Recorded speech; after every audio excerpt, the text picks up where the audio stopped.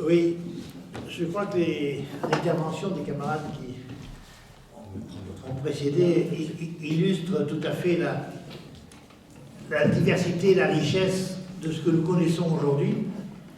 Et nous sommes y compris devant une sorte de veillée d'âme, si on veut, à la veille du 7, où il suffit d'écouter les commentateurs, sans parler de Vérin qui voit la catastrophe partout et qui pense qu'il va y avoir une catastrophe écologique si on bloque le pays le 7.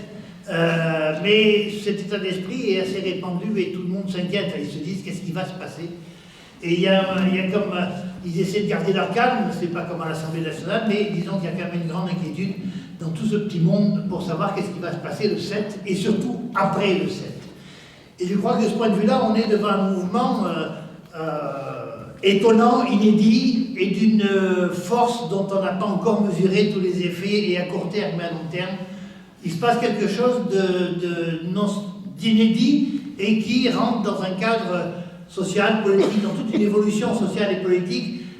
Monica a raconté tout à l'heure l'évolution des collectifs. Je crois qu'on a effectivement toute une évolution qui date depuis 2016, en passant par les Gilets jaunes, et une évolution plus globale qui renvoie à toute une évolution sociale qui n'est pas d'ailleurs que nationale. Je crois aussi, je ne sais plus qui d'entre nous, tout à l'heure rappelait, je crois que c'est aussi Monica, les grèves qui ont lieu en Angleterre, le Portugal, où il y a un gouvernement socialiste, où il y a un mouvement social extrêmement important dont personne ne parle, dans nos chaînes d'information préférées ou détestées, surtout. Et donc nous avons, c'est vrai en Angleterre, c'est vrai en Allemagne, l'Allemagne qui était quand même le cœur de la stabilité du capitalisme européen est bouleversée par des grèves, y compris les postiers, grèves sur les salaires. Enfin, il y a réellement tout un mouvement social au niveau européen et qui s'inscrit dans toute une évolution mondiale, disons de mondialisation de la lutte de classe qui atteint un degré extrêmement important comme on ne l'a pas connu depuis longtemps. Donc je crois que ce mouvement qui nous réserve encore bien des surprises s'inscrit dans cette évolution-là et nous avons besoin d'essayer d'en saisir le caractère inédit pour essayer de voir comment il peut évoluer, qu'est-ce qu'on peut attendre de ce mouvement qui est parti sur les retraites, oui, mais qui en même temps, les récits en témoignent, portent une révolte infiniment plus importante, cette contestation sociale globale, entre ce capitalisme d'un côté qui ravage la planète, qui renforce l'exploitation et qui aboutit à des catastrophes, et en même temps, de l'autre côté, une situation sociale qui se dégrade en permanence avec des conditions de vie, de travail de plus en plus difficiles, et y compris pour la jeunesse d'ailleurs en particulier, parce que il y a quelque chose qui c'est le poids de la jeunesse par rapport au mouvement, même si la jeunesse n'est pas encore réellement entrée dans la bataille, ou du moins qu'une fraction d'entre elles, c'est y compris ce qui fait peur au pouvoir, que la jeunesse, qui est particulièrement frappée par la crise, à la fois la dégradation des conditions de vie de la jeunesse travailleuse, de la jeunesse étudiante, et surtout l'avenir complètement bouché. Il y a des statistiques qui viennent d'être publiées sur la jeunesse dans le plus grand pays du monde qui s'appelle les États-Unis, où le taux de suicide, les dépressions entre 17 et 20 ans augmentent de façon vertigineuse et qui décrit une société réellement décadente du point de vue des rapports sociaux, même si elle accumule des richesses considérables. Mais c'est ça le problème du monde dans lequel on vit, c'est que la société est malade parce qu'il y a trop de profit. Et le profit tue la société, parasite la société, ruine la société. Et c'est de ça dont aujourd'hui le monde est malade, d'autant que tous ces profits qui s'accumulent d'un côté, au détriment de l'immense majorité de la population surexploitée, un capitalisme qui ne se maintient que par la surexploitation et de la population et de la nature, conduit le monde à une catastrophe, parce qu'ils accumulent d'un côté un argent fou, dont ils ne savent pas quoi faire. C'est Biden qui rentre en guerre contre le rachat des actions. Les boîtes font monter le cours de leurs actions en les rachetant elles-mêmes, ce qui est un monde complètement fou et absurde. Et le mouvement que nous connaissons aujourd'hui se révolte contre les retraites, mais bien évidemment porte toute cette révolte sociale globale, sans nécessairement en avoir pleinement conscience, mais il porte cette révolte globale qui en plus se renforce par quelque chose qui est l'aboutissement de toute une évolution de la société, de toute une évolution du capitalisme mondialisé, financier, qui a d'abord abouti à la crise, qui maintenant fait une vieille crise, les années 2007, 2008, 2009, auxquelles les réponses que les bourgeoisies et les États ont apportées n'ont fait qu'aggraver les choses, et qui débouche sur une nouvelle crise encore plus grave à l'échelle internationale. À ce propos, d'ailleurs, je voudrais dire quelques mots sur un événement que les médias nous rapportent tous les jours à longueur d'émissions, mais d'un point de vue purement, la guerre devient, mise en scène absolument de façon affreuse, et à la fois la dimension dramatique de ce qui se passe en Ukraine est tellement transformant en un récit quotidien médiatique que tout ça est d'autant plus révoltant, d'autant que c'est une campagne de propagande absolument insupportable. Et je crois que cette guerre aussi, elle frappe les consciences, même si il est très difficile d'en discuter, parce que personne ne voit comment sortir de ça, mais qu'elle est elle aussi l'évolution, la conséquence de l'évolution de ce monde capitaliste dont on voit sur le terrain social, sur le terrain écologique, et aujourd'hui, on voit sur le terrain militaire ce que personne n'aurait pu croire, y compris cette concurrence capitaliste mondialisée que nous connaissons aujourd'hui conduit à des affrontements militaires aussi barbares qui nous renvoient à la guerre de 14, aussi barbares que ce qui se passe aujourd'hui en Ukraine. On nous dit que c'est la faute à Poutine, c'est Poutine, oui, certes, c'est Poutine l'agresseur de l'Ukraine, mais les enchaînements politiques, économiques, militaires compris, qui ont abouti à la folle agression barbare de Poutine contre l'Ukraine s'explique par l'évolution globale du capitalisme et en particulier de la politique de la première puissance mondiale que sont les USA. La guerre en Ukraine ne s'est pas déclarée uniquement il y a un an, elle a commencé y compris en 2014, et elle est le fruit de toute une évolution qui renvoie à toute la période dont on voit aujourd'hui l'aboutissement et les conséquences dramatiques, ce développement de l'offensive capitaliste, libérale, impérialiste qui a secoué le monde et qui a abouti à la première puissance mondiale qui se sent contestée et qui exerce une pression absolument terrible sur les autres puissances et jusqu'à pousser effectivement à la folie barbare de Poutine, mais qui ne vient pas parce que Poutine sort d'un asile psychiatrique. Certes, le KGB, enfin le FSB n'est pas un tranquillisant particulièrement fort, mais néanmoins, la folie actuelle de Poutine est le produit des tensions exacerbées à l'échelle internationale, de la tentative de l'OTAN, des États-Unis et de leurs alliés de mettre la Russie dans un carcan entouré par les puissances, par des forces militaires, dans tout l'ancien classique de la Russie, et qui aboutit à cette guerre monstrueuse, avec en toile de fond la question de la Chine et de la concurrence avec la Chine, où maintenant il y a une propagande systématique, reprise y compris par nos médias, contre la Chine, où on voit bien qu'il y a une menace de généralisation, de mondialisation de la guerre, dont personne, avec des enchaînements militaires, dont personne n'a la maîtrise. Et de ce point de vue-là, je crois que c'est comme pour la question sociale, comme pour la question démocratique, comme pour la question écologique, la réponse, elle n'est pas dans des accords entre grandes puissances, elle n'est pas dans la guerre poussée jusqu'au bout pour vaincre Poutine, qui déboucherait sur des événements dont on n'a pas trop idée et qu'on préfère pas trop imaginer, mais entre les mains, justement, des travailleurs, de la fraternisation des travailleurs, de la fraternisation des peuples, et elle est entre les mains aussi des travailleurs ici, et nous devons à tout prix garder une indépendance totale vis-à-vis de la propagande de notre propre impérialisme de Macron, qui essaie aujourd'hui d'avoir une stature d'homme d'État international qui serait capable de jouer un rôle dans la paix à l'échelle mondiale, mais attitude politique, pose politique, pour essayer de se grandir alors qu'il est tout petit et que la France a un rôle à jouer tout petit, même va faire un tour en Afrique pour aller voir ses amis dictateurs, mais la France est déjà quelque peu éjectée au point qu'il dit lui-même qu'il faudrait être humble.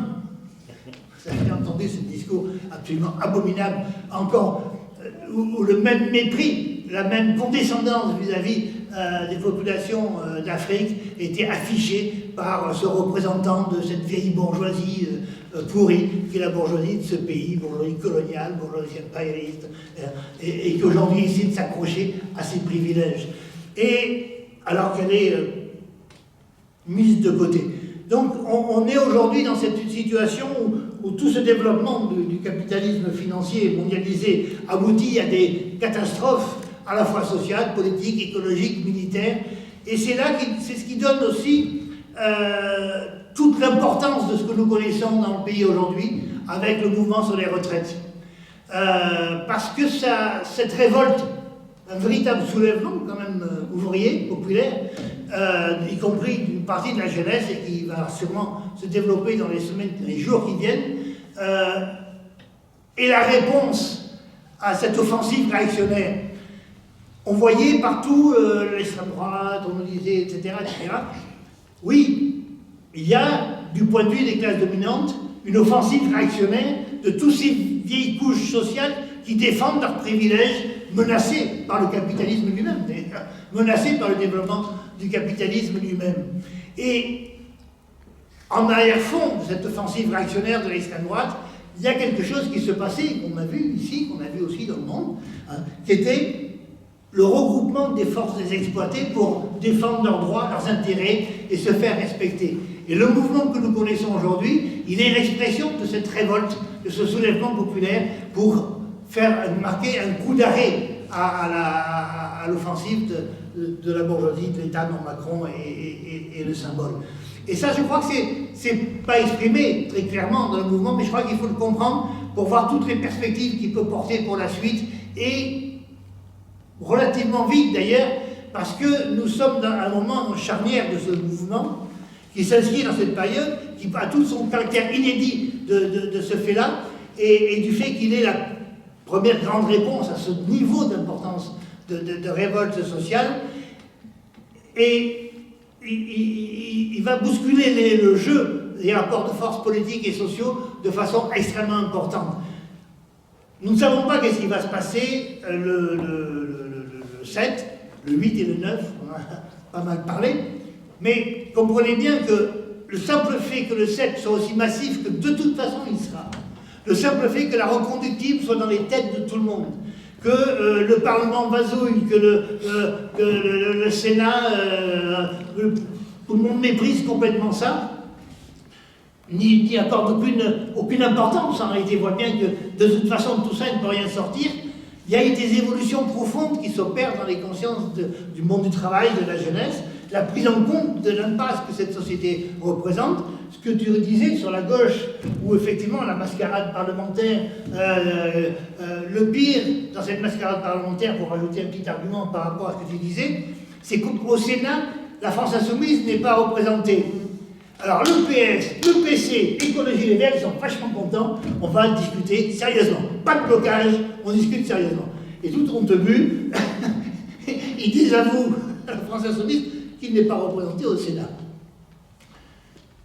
Nous avons des camarades qui courent après la NUPES aujourd'hui. C'est pas des alliés très fiables, même entre eux, ils ne sont pas fiables, dès qu'ils ont le dos tourné, etc. Vraiment, tout ça est une impasse totale, et je crois qu'il y a une conscience qui évolue, où à la fois le dialogue social, Monica en parlait tout à l'heure, et à la fois ce jeu parlementaire complètement bidon, apparaît comme complètement extérieur aux intérêts du monde du travail. Ce qu'avait préfiguré le mouvement des Gilets jaunes, c'était quand même ça, le fond du mouvement des Gilets jaunes, la rupture avec tout ce qui est institutionnel, le dialogue social, etc. Et on voit cette prise de conscience qui s'approfondit et qui en même temps hésite et reste, disons, dans le cadre défini par l'intersyndicale, sans oser à la fois une grande méfiance, je crois, à la fois un grand scepticisme sur la séquence des journées d'action, et puis en même temps, et c'est ça qu'on va voir dans les jours qui viennent, nous sommes devant un tournant possible où justement on peut sortir, et c'est l'enjeu de la bataille qui commence, hein, qu'on peut sortir de ce cycle perdant de journée d'action en journée d'action. La journée du 7 est présentée, Martinez appelle à faire des reconductibles, enfin voir boîte par boîte, aux travailleurs de décider. Il n'a jamais été aussi démocrate pour dire que c'est aux travailleurs de décider. Berger dit lui, on bloque, et voilà, puis bon, il faut faire pression sur le Sénat. Il faut faire pression sur le Sénat. Ce qui est absolument ridicule hors sujet, bien évidemment. Et puis les gens discutent. La grève a commencé aujourd'hui à EDF, les gaziers. Donc tout le climat et la mise en scène est faite. Et donc la reconductible se discute, ce que tu racontais sur l'AG prévu sur Bordeaux. Bon, voilà, on voit toute une série de choses qui sont en train de se discuter. Jusqu'où tout ça peut aller, on n'en sait rien. Mais je voudrais ainsi insister sur un des points qui se joue dans les semaines, dans les jours qui viennent, et notre rôle dans cette évolution, c'est que la généralisation de la grève, la reconduction, c'est pas une simple question de volonté et de niaque. C'est une question de conscience politique. Et ça, je pense que notre rôle à nous, il est d'apporter cette conscience politique. Bien sûr, tout ce que être présent dans le mouvement, c'est organiser les AG, c'est faire vivre la démocratie, c'est poser des questions, le débat, et à la fois ce que Sandrine racontait sur sa grève, je crois que tout ça est essentiel, et puis à travers ça, il y a une conscience politique qu'il faut aider à se forger. Et cette conscience politique, c'est à la fois la rupture avec le dialogue social, c'est à la fois la rupture dans les illusions parlementaires, une gauche qui queue, etc. Hein, n'oubliez pas quand même que la première réforme des retraites, c'était la gauche, qu'au Portugal, il y a un mouvement social qui s'affronte au gouvernement socialiste et sans aucun cadeau de sa part. Et donc il y a cette rupture qui s'opère dans les cerveaux, et puis le problème c'est une confiance qui commence à se forger, une prise de conscience, mais comment on peut faire, la dureté du combat. Et je crois que la dureté du combat, elle est aussi, on la surmonte quand on comprend aussi les enjeux du combat. Et les enjeux du combat, je crois que nous l'avons dit toutes, n'est pas seulement les retraites. L'enjeu du combat, ce qui se négocie, c'est un rapport de force entre les classes. Macron, il l'a compris. Il l'a compris à titre privé, je dirais. C'est-à-dire parce que lui aussi, c'est très personnel, l'affaire, mais il a compris donc dans son être le plus profond, certes, mais du point de vue de sa classe. Et du point de vue de sa classe, il faut disqualifier l'opposition parlementaire, quitte à disqualifier le Parlement. Il est plus à l'extrême droite que Marine Le Pen, quasiment aujourd'hui. Il ridiculise complètement le Parlement. Difficile de faire mieux, hein. Si vous voulez discréditer le Parlement, il est difficile de faire mieux que ce que fait Macron. Et il essaie de mettre à genoux ce qui a été pendant des décennies un garant de l'ordre social, qui sont les appareils syndicaux. Il veut les plier. Bon, c'est clair. Et donc, il y a un affrontement de classe, à la fois sur les revendications du monde du travail qui sont portées par le mouvement, les organisations syndicales qui sont pas uniquement soumises à la pression de la base, mais qui sont soumises aussi à la défense de leurs propres intérêts, parce que le dialogue social, il faut qu'on nous respecte un minimum, dit Berger, quand même. On ne peut pas nous traiter comme ça, qui sommes-nous. Bon. Et donc, il y a tout un jeu de rapport de force du point de vue de la bourgeoisie, pour préparer l'étape à venir, c'est-à-dire l'économie de guerre. Parce que c'est ça qu'ils discutent. Hein, 40% d'augmentation du budget militaire. 413 milliards en 6 ans. La Sécu, il n'y a aucun problème. Il y avait cette semaine des manœuvres militaires, 12 000 hommes engagés dans des manœuvres jamais vues, ont joué comme si vraiment il y allait avoir la vraie guerre. Bon.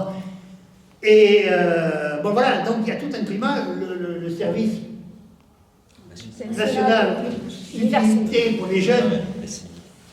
Bon, alors ils ont du mal, ça les emmerde, etc. Mais ça aussi, c'est quand même un énorme problème de reprise en main de la jeunesse par le service militaire, etc. Il y a des générations, comme disait, je ne sais plus qui tout à l'heure, un peu blanchies qui ont connu ça. Mais bon. Grisonnant. Mais ils veulent réintroduire tout ça. Et donc il y a une offensive de fonds politiques, de bourgeoisie, d'appareils d'État qui se préparent à à des situations, à une guerre économique, à une guerre réelle. Et c'est les enjeux qui se discutent. Et en filigrane de tout ça, il y a l'extrême droite et la menace de l'extrême droite.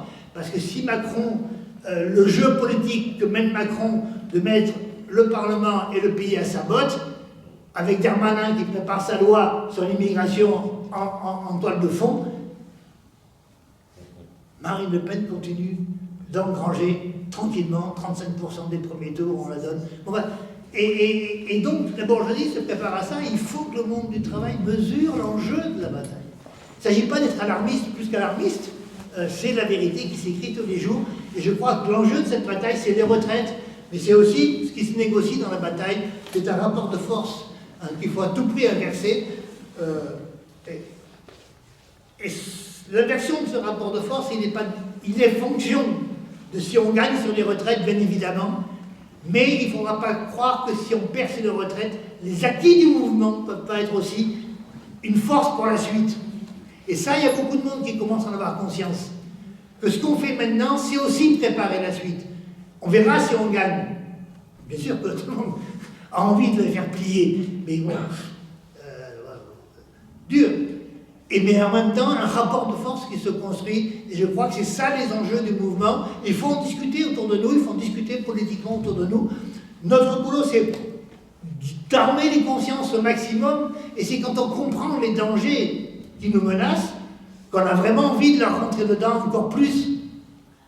Ils nous piquent 2 ans de vie, plus le reste, mais c'est bien pire qu'ils peuvent nous piquer demain, et ça, il faut aussi en préparer les consciences que la bataille qu'on engage, connaît réellement un tournant dans l'évolution sociale et politique, et ce tournant, il faut l'assumer, et il faut que la classe ouvrière, le monde du travail, la jeunesse, se donne les instruments pour affronter et pour mener cette bataille. Et ces instruments, c'est un mouvement, c'est un parti organisé, c'est formaliser tous les échanges qu'on a sur le terrain au quotidien, les AG, les actions qu'on mène, les contacts qui sont... Tout ça, il faut arriver à essayer de le formaliser.